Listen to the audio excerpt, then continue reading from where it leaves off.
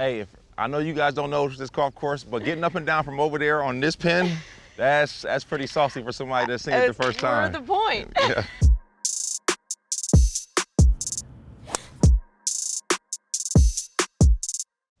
I'm Hally. This is the one, the only Larry Fitzgerald. Larry, are you ready to play some golf? I am. I'm looking forward to this. It's going to be so fun. But let me tell you, it's a little different than your normal golf, all right? Okay, so it's a point for a fairway, point for a green, point for an up and down, 5 points for a birdie, and 1,000,000 points for a hole-in-one. All right. And of course, we can give each other points whenever, wherever, for whatever reason. So, you know what? I'm going to give you 2 points because those are pretty cool shoes. All right. That's fair. That's fair. And I'll give you 2 points for the LA golf shaft. Oh, thank you so much. I appreciate that. Right. Okay, well, Larry Fitzgerald, you are on the tee.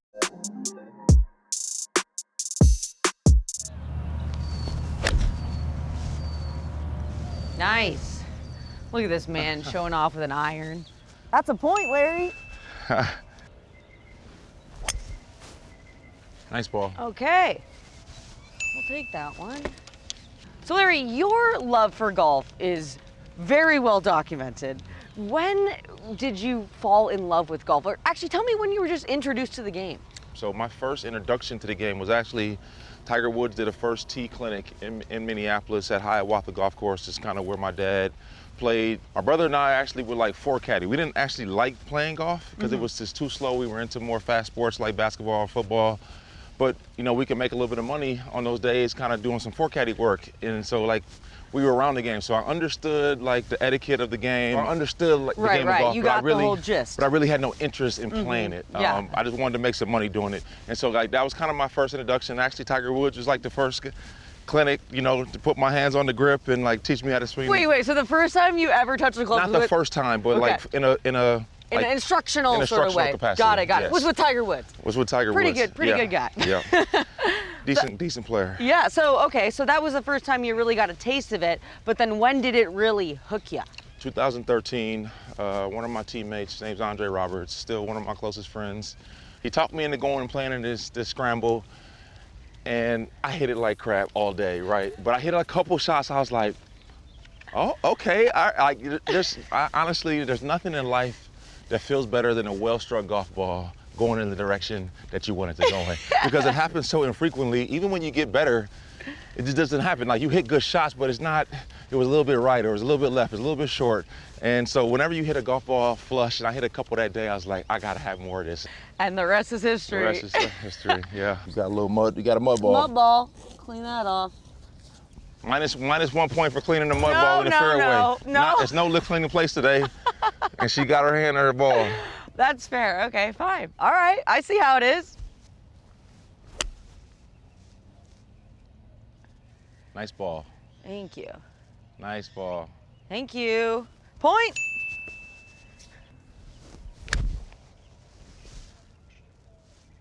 Oh, this looks good. Down.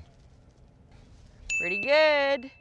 So Larry, I've heard you talk about the frustrations with golf being that golf has zero regard for innate athletic ability. Yep. Better, faster, stronger does not really apply. What has been the most frustrating aspect of golf for you? I've been playing 10 years. I'd say over the last 2 to 3 years has been the most frustrating. Because, like, the better you get, the higher expectations become.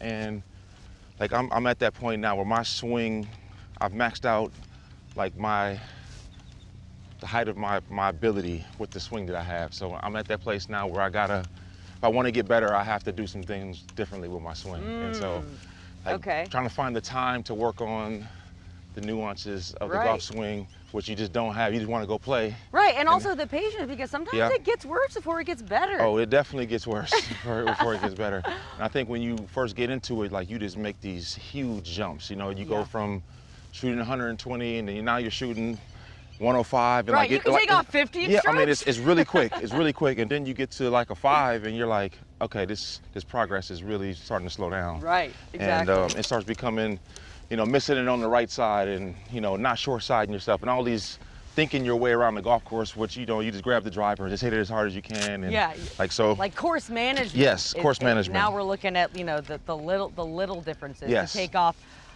2 or 3 shots as opposed to 15. I'm looking to just take one right now, you know.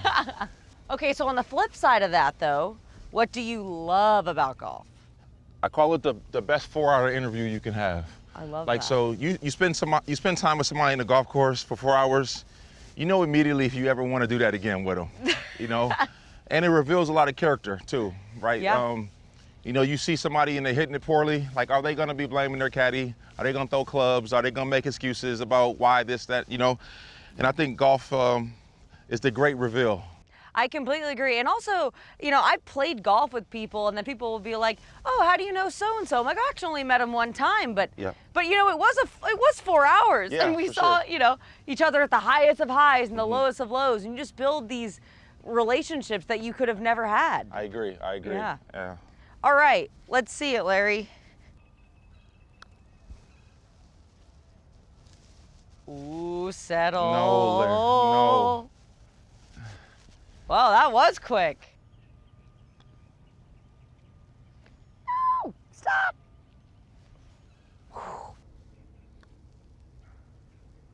Ooh, wow, how clutch was that? You already know I like something really about you already after our first hole. Like you actually took the flag out, you know? There's people I play with, I asked them, how much does a flag usually weigh? And they said, I don't know. You wouldn't because you haven't pulled it one time today. Yeah. Like, be helpful, all right? That was good, that was good. Okay, Larry, it is 4-3 with some questionable point giving out, but that is okay. 153, par 3, Yeah. you go ahead. All right. Ooh, I like this. Wow. Settle. Great shot. Thank you. Oh, I got afraid of the water. Sit. All right, that's gonna be a fun up and down. So, like, golf course pet peeves. Ooh. Like things that make you say, I don't know if I want to play with her or Oh, him again. slow play Slow- for sure. man. Which is ironic because I used to be really slow. You would have hated playing with me. Hated. But now I'm quick. Yeah. Quicker. Yeah. Quicker. Wait, okay, so what about you? Definitely slow play. Yeah. I think it has to do with like lack of self-awareness.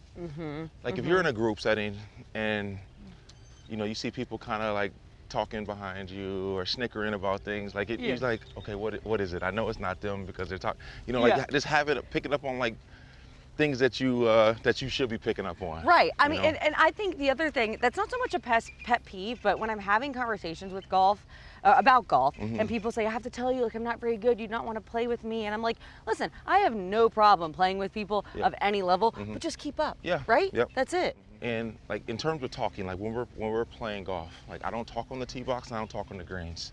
Like when we walk, that's when we talk. Okay. Because I think a lot of time is wasted talking on greens and talking, you know, and also the other thing, I get a little nitpicky. No, I love it. This But, is like, if there's this is your platform. Sound off. There's 4 people on the green. Like know your turn, do your homework on the putting green before it's your turn. Yes. If I'm the third person putting, like I'm gonna do my walk around, I'm gonna get my angles, and when it's my time, I pick up my marker, I put my putt, you Right, know, and then exactly. if it's close enough, I clean it up. You know, we're not on PGA Tour, we're not putting, Right. these putts are not worth $100,000 on Saturday No, or Sunday, right? Just pick it up, I you know? completely agree. I completely. Well, speaking of PGA Tour, Larry, I know that you're good buddies with a lot of the pros. One of them being Tiger Woods. Yep. Has he or any of the guys or gals out there given you some tips that have really made you go like, oh my gosh, wow, yes. Absolutely. 3 years ago, Kevin Strum was my partner at the AT&T, and I got a chance to play with Brian Gay.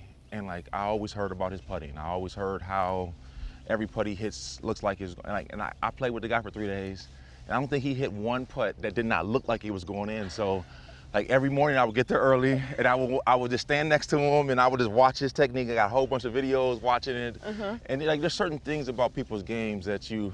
I remember. Going down to Blue Jack National and being able to play with like Patrick Reed, and like I always really love his short game, the way he so good. keeps his hands in front of the you know himself, you know, to be able to get that really good clean contact all the time, you know. So like, you know, you play with guys and you just really admire certain aspects of their game or their mental approach. You know, I really like that, and you know, like John Rahm. The way he plays, you know, like the fire and fury, it is very similar to like a basketball, football player. But in golf, playing with emotion seems like it's a negative, but I always think that's a positive. You get yourself going, or Right. you fight your way through something, because there's always going to be some adversity. So there's a lot of components that I enjoy about the players. Would you say that, are you a pretty emotional guy? Like, do you take that from football and channel into golf? Yeah, when I'm competing, but I would say most of my rounds usually are like with my boys, we're hanging out. Right. But if I'm like, we're really like, I'm playing in the, the Tahoe tournament, right? Like, Right. And I'm playing with Jerome Bettis or Brian Urlacher, guys I despise and I really want to take their money. Like, I'm locked in, and I really Right, want you're to get not after talking. it. No. I love that. Eee, Great shot. not terrible. Great shot. Okay. Woo! 5 points, baby. Very nice. Yes. Up and Great down. up and down. Hey, I know you guys don't know this golf course, but getting up and down from over there on this pin, that's pretty saucy for somebody that's seen it the first time. That's the point. Yeah. Okay, final hole, Larry. It is 10-4, not looking good for me. I need to make something magical happen. After your birdie, it is very much your honor. All right, let's do it. That baby's gonna roll. Stay in the fairway. Oh. Got it. Say hi. Great ball. Thank you. Okay, we'll take that. Do you feel like growing up as a kid and having a father, one of the best teachers in the world, put any more pressure on you? It's funny. I feel like for me at a young age, I very quickly realized that if I played well, it was like, well, of course you played well. And if you don't play well, it's like, what the hell's wrong with you? Yeah. So, so it was kind of one of those. In terms of expectations, do you feel like now that you're a pretty good player, how do you manage those? And you're playing in these very visible golf tournaments as well. Yeah, I mean, I struggle in some of the tournaments, especially like the ones like the Pro-Am, because these guys are out here playing for their living. Like, I couldn't imagine playing football and have somebody out there with me running routes with me, right? It's like, so to be able to kind of turn that off and turn it on, it would have been difficult. So I try not to get in the way and, try to be respectful of these guys. This is their livelihood. So that's a little bit more difficult. But I manage my expectations. I'm not going to go out there and shoot 68 any day. Like, that's just not going to happen. So. Well, here's a question for you. Do you get nervous? No. Okay. The only thing I don't want to do, I don't want to hit any spectators. Okay. So which I've never hit a spectator before in a tournament, and like that's the goal. I love don't that. want to have to go over and have that conversation with anybody. Sign a glove. No, I'm not a professional. I do this because I love to do it, but I'm not that good. Yeah, no, fair enough. Would you say, just overall blanket statement, golf has changed your life? Absolutely. It's given me opportunity to be in places and with people and experiences that I would have never had if I'd never played it. And I think you get a chance to really like take a deeper dive into people. Like no other sport. There's you can't do and walk with somebody this close in proximity and really get to engage with them the way you're able to in golf and any other sport. So it's brought me to, I play golf. I've hit golf balls on 7 continents. Wow. I brought a golf club to Antarctica just to say that I did it. Oh, of course. And played in every single other place and met some unbelievable people. Just randomly going out, bringing my golf clubs and playing with 3 people in Dubai or in Australia or in China. Like all these places that I've been, it's really cool. And, That's awesome. It's definitely made my life more rich. Well, I know mentorship and giving back is a huge part of what you do now. How has golf helped with that? Well, there's no other sport that donates and helps aggregate more money than golf does. And I mean, golf raises hundreds of millions, probably billions of dollars worldwide for unbelievable causes that go to support, different initiatives, right? And so I think being able to kind of take that and add to it, and I can't tell you how many golf events I go to a year that are raising money, and it's great. It brings together something I think we all love and appreciate, and is giving back, and the love of the game. Yeah, and your partnership with Workday, can you tell me a little bit about that relationship, and how has that enabled you to continue giving back as well? Yeah, so I got a chance to meet Anil years back, just going to different golf outings. Who's the CEO, right? CEO, he's chairman now. Chairman? He's just left as CEO, and just kind of just seeing his love for the game and how he wants to not only raise the visibility of Workday in the business, but also give opportunities. The work that he does with Steph Curry and Aisha, on providing meals for young people out in the Oakland area, and there's so many things that they get behind to support it. And so being associated with an organization that cares so deeply about community is something that really resonates with me. Well, I think the last time that we hit golf balls together was at the Memorial Tournament presented by Workday last year. Trying to break some glass out there. Yeah, the milkshakes. So what's your go-to milkshake? I gotta ask you. Oh, I'm a chocolate banana guy all day. Chocolate banana. Chocolate banana Okay. every time. Yes. I go with the Buckeye. I've just, but to be fair, I haven't been there enough to try one every single day. So when I'm there, I'm like Buckeye, in and out. Yeah. But I'm gonna try chocolate banana next time. Maybe that's too far right. Ooh, that's a terrible kick. That might be interesting.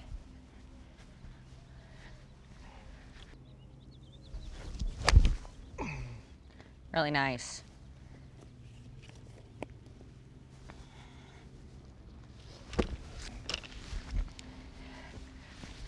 Nicely done. Thank you. In your inner circle, you as a young guy thought golf was too slow, which, I did as well as a kid. I didn't really want anything to do with it. But I'm curious to know, especially in these last couple of years, the perception of golf has really changed? Yes. And have you had a lot of friends or peers that maybe didn't want anything to do with it that are now kind of into it? Yeah, a whole bunch. And I think it's more so just about exposure. I would say, my dad played golf, but I would say not a lot of African Americans in inner cities get a chance to play golf. It's very expensive. Usually it's not accessible. And then you don't know anybody else that does it. And there's not a lot of people, unless you're really paying attention, that look like you that are doing it. So I think that, for my community, I think that's one of the larger reasons why you don't see more guys do it at a younger age.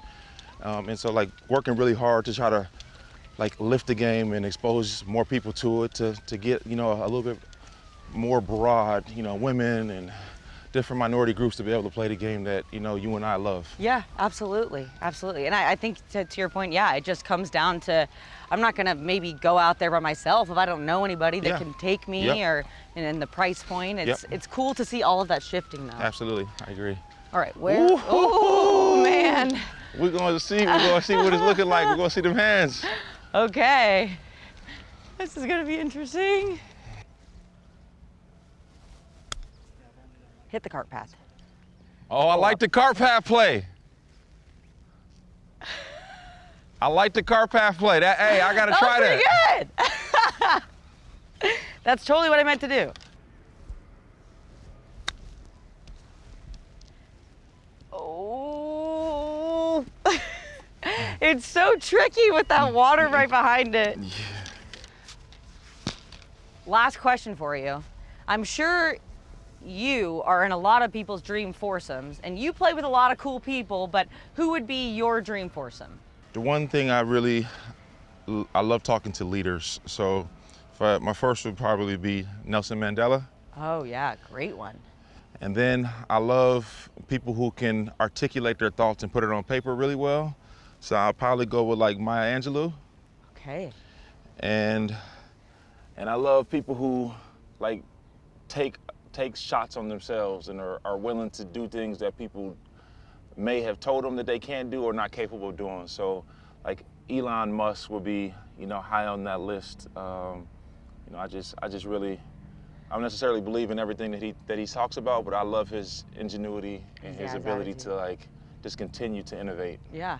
Based on everything they've accomplished in the world, I bet you they probably wouldn't be any good at playing golf, so it'd probably be a 6-hour round, which would be a huge benefit for me. Exactly. Yeah. Going back to your thing, hey, it doesn't matter how you play, Maya. Just keep talking. We'll pick it up at double par, and we'll have a conversation.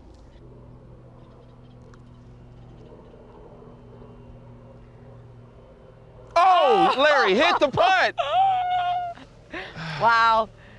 How did that not drop? Yes. What an up and down! Hey, that up and down behind the trees. So that's hey. a point for an up and down and 5 points for birdies. It's a tie! Hey, you earned that one. You know what that means, Larry? We're gonna have to have a rematch sometime. I will love it. I will love it. Thanks for having me. Thank you so much. That was really fun. Enjoy being with you.